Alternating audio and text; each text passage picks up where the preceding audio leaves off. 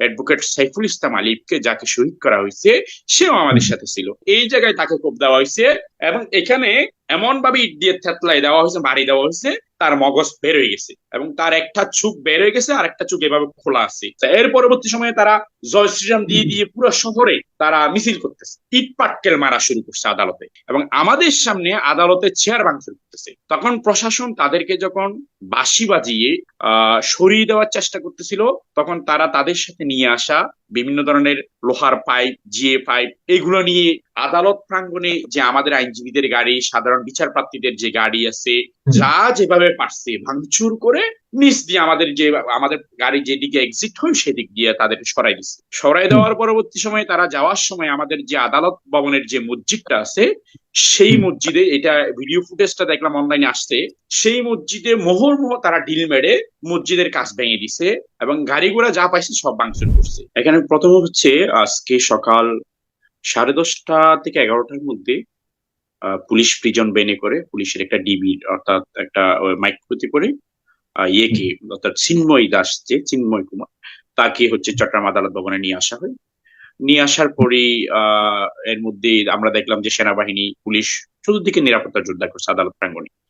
In the mean time তাকে আনার পরে তাকে ম্যাজিস্ট্রেট কোর্টে তোলা হয়।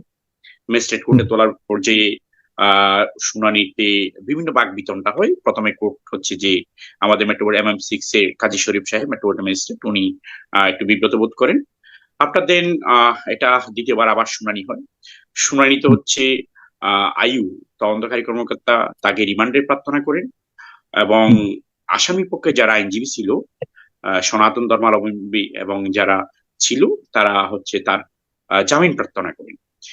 এই মুহূর্তে আদালত উভয় পক্ষকে শুনে এক পর্যায়ে রিমান্ডের আবেদনও নামঞ্জুর করে দেন এবং পাশাপাশি হচ্ছে যে তার যে জামিন প্রার্থনা ছিল, তখন আদালত বলছে এটা যেহেতু একটা রাষ্ট্রদ্রোহের মামলা, এটা আদালতের ম্যাজিস্ট্রেট কোর্টের এখতিয়ার বহির্ভূত জামিন দেওয়া, আদালত জামিন দেন। এতটুকু অর্ডার হয়ে গেছে। অর্ডার পাস হওয়ার পরে আসামিকে স্বাভাবিক নিয়মে জিজুয়াল আসামিকে যেভাবে নিয়ে যাওয়া হয় সেভাবে আসামিকে পুলিশ নিয়ে যাচ্ছে নিচ থেকে। এর মধ্যে আদালত প্রাঙ্গণে যে জয় শ্রীরাম, জয় শ্রীরাম স্লোগান দিয়ে একবারে বিভীষিকাময় একটা পরিবেশ সৃষ্টি করা হয়েছে। সৃষ্টি করার এক পর্যায়ে তাকে পুলিশ প্রোটেকশন দিয়ে তাকে নিচে নিয়ে যাওয়া হলো। নিচে নিয়ে যাওয়ার পরে যখন তাকে ওই প্রিজন ভ্যানে উঠালো, তখন চতুর্দিক থেকে হঠাৎ করে জয় শ্রীরাম স্লোগান দিয়ে অসংখ্য পাবলিক, হিন্দু ধর্মাবলম্বী, ওরা সবাই এসে প্রিজন ভ্যান ঘেরাও করে ফেললো। কেউ কেউ প্রিজন ভ্যানের সামনে শুয়ে পড়লো। তো শুয়ে পড়ার এক পর্যায়ে এই ঘটনা 11:30 থেকে শুরু।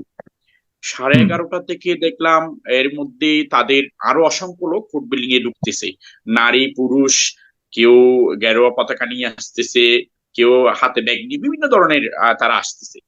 আসার পরে একেবারে 3টা যখন হচ্ছে, তখন একেবারে কোর্ট বিল্ডিং এ তাদের একেবারে বিশাল একটা অবস্থান তারা এমন ভাবে প্রেসার ক্রিয়েট করছে পর্যায়ে আমাদের সিএমএম মহোদয়, চিফ মেট্রোপলিটন ম্যাজিস্ট্রেট মহোদয়, তাদের যে জামিন নামঞ্জুরের আদেশটা, ওই আদেশের নকল ইনস্ট্যান্ট দেওয়ার জন্য একটা আদেশ দিছে। এজ ইউজুয়াল আমরা জামিন নামঞ্জুর হলে আদেশটা আমরা পাইতে 2-3 দিন আমাদের চলে যায়, তো সহজে পাই না। যাই হোক, ওনারা নকল নেওয়ার পরে ওনারা আবার মহানগর দায়রা জজ কোর্টে গেছে। মহানগর দায়রা জজ কোর্টে গিয়ে এক ধরনের প্রেশারাইজ করে তারা চাচ্ছে মানে জামিন দিতে হবে, এটা কোনো সাধারণ আসামি না। যদিও কোর্ট তার আদেশে বলেছেন তাকে কিন্তু অ্যাজ ইউজুয়াল একজন ধর্মীয় নেতা হিসেবে বলছে সুন্দর আচরণ করার জন্য, এবং তাকে কোর্ট থেকে ডিভিশন দেওয়া হয়েছে এবং ধর্মীয় নেতা হিসেবে ভালো আচরণ করতে বলছে। কিন্তু তারা এক পর্যায়ে গিয়ে মহানগর দায়রা জজের কাছে প্রেশারাইজ করতেছে এবং জামিন আজকেই দিতে হবে। মহানগর দায়রা জজ সর্বশেষ বলছে আমি কালকে শুনবো এটা মিস মামলা মনে, বলে যে আজকেই দিতে হবে এবং ওনাকে ইসকন এবং হিন্দু ধর্মাবলম্বী সনাতনপন্থী যারা আইনজীবী আমরা জানি, ওরা ওনাকে এক ধরনের অবরুদ্ধ করে রাখছে এবং সাথে সাধারণ পাবলিক সহ, সাধারণ পাবলিক বলতে সাধারণ ইসকনপন্থী যারা আছে এবং সনাতনী যারা আছে, তারা ওনাকে ঘেরাও করে এজলাস থেকেও বের হতে দিচ্ছে না, ওনার কাজ কামরা থেকেও বের হতে দিচ্ছে না। এর মধ্যে নিচে যে প্রিজন ভ্যানের সামনে তাদের একটা বিশাল উপস্থিতি, আদালতের সাধারণ কার্যক্রম ব্যাহত হচ্ছে, তার প্রশাসন নির্বিকার আছে, প্রশাসন কোনো ধরনের কোনো কিছু করতেছে না, চতুর্দিকে প্রশাসন মতো বসে আছে, কেউ নিয়ে যাচ্ছে না এবং তাদেরকেও সরাচ্ছে না। জি, আদালত ভবনের নিচে এক পর্যায়ে তারা করলো কি, ইট পাটকেল মারা শুরু করছে আদালতে এবং আমাদের সামনে আদালতের চেয়ার ভাঙচুর করতেছে।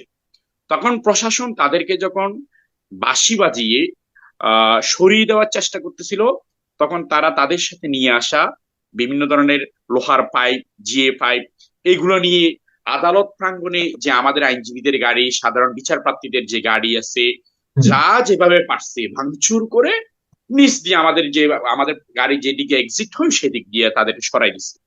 সরাই দেওয়ার পরবর্তী সময়ে তারা যাওয়ার সময় আমাদের যে আদালত ভবনের যে মসজিদটা আছে, সেই মসজিদে, এটা ভিডিও ফুটেজটা দেখলাম অনলাইনে আসছে, সেই মসজিদে মোহরমোহ তারা ঢিল মেরে মসজিদের কাজ ভেঙে দিছে এবং গাড়ি ঘোড়া যা পাইছে সব ভাঙচুর করছে। তা আমরা যারা আইনজীবী ছিলাম ওই সময়, আমরা জোহরের নামাজ কেউ পড়ছে, কেউ পড়ার পরে বের হচ্ছে, আমাদের যেহেতু একটা, আমরা মুসলমান হিসেবে আমাদের একটা যে ধর্মীয় উপাসনালয়ে হামলা হয়েছে, তখন আমরা সেটার প্রতিবাদ করছি। প্রতিবাদ কেন করছি? এই যে আমাদের সাথে আমাদের যে অ্যাডভোকেটকে আজকে, অ্যাডভোকেট সাইফুল ইসলাম আলিফকে যাকে শহীদ করা হয়েছে, সেও আমাদের সাথে ছিল। তখন এক পর্যায়ে তাকে তাকে তারা কি করছে, তার আবার আরেকটা বিষয় বলে রাখি, কেন অনেকে জানে না, তার পায়ে একটু কোড়া আছে, একটু পা হাঁটতে পারে না, স্বাভাবিক হাঁটতে একটু সমস্যা হয়, যেটা আমাদের অনেক আইনজীবীরা জানে। এবং সবচেয়ে কষ্টের বিষয় হচ্ছে, সে আমার বাড়িও লোহাগাড়া, তার বাড়িও লোহাগাড়া, আমরা ছোট থেকে একসাথে আমাদের পরিচয় আইনজীবী হওয়ার আগ থেকে। পরবর্তী সময়ে তাকে এই ইসকন জয় শ্রীরাম স্লোগান দিয়ে তাকে আমাদের আইনজীবী আদালত ভবনের সামনে যে যেদিকে গাড়ি ঢুকে সেখান থেকে তাকে তারা তুলে নিয়ে যায়। আর তখন আমরা আইনজীবী ছিলাম কম, আমরা কিছুই করতে পারিনি, তাদের সংখ্যা ছিল বেশি। নিয়ে গিয়ে তারা তাদের এই যে আমাদের যে মেতরপট্টি যেটা বলে, আইনজীবী ভবনের অপোজিটে মেতরপট্টির ভিতরে রঙ্গম ভবনের পিছনে নিয়ে গিয়ে তাকে প্রথমে এই জায়গায়, আমি একটু আগেও তার লাশটা দেখে আসছি মর্গে থেকে, এই জায়গায় তাকে কোপ দেওয়া হয়েছে এবং এখানে এমন ভাবে ইট দিয়ে থেতলাই দেওয়া হয়েছে, বাড়ি দেওয়া হয়েছে, তার মগজ বের হয়ে গেছে এবং তার একটা চোখ বের হয়ে গেছে আর একটা চোখ এভাবে খোলা আছে, মুখটা হা করে আছে, দাঁতে দাঁতে এখানে সব জায়গায় ইট দিয়ে মারছে এইভাবে। জি, হ্যাঁ, জি, এভাবে করে তাকে মূলত তারা হত্যা করে। এর মধ্যে আমরা আমাদের যারা বাকি আইনজীবীরা আছে তারা সহ এসে এবং আমাদের প্রশাসনকে খবর দিয়ে আমরা ভিতরে গেছি। ভিতরে গিয়ে তাকে যখন আমরা নিচ্ছি, তখন তার নিথর দেহ, তখন তাকে মেরেই ফেলছে।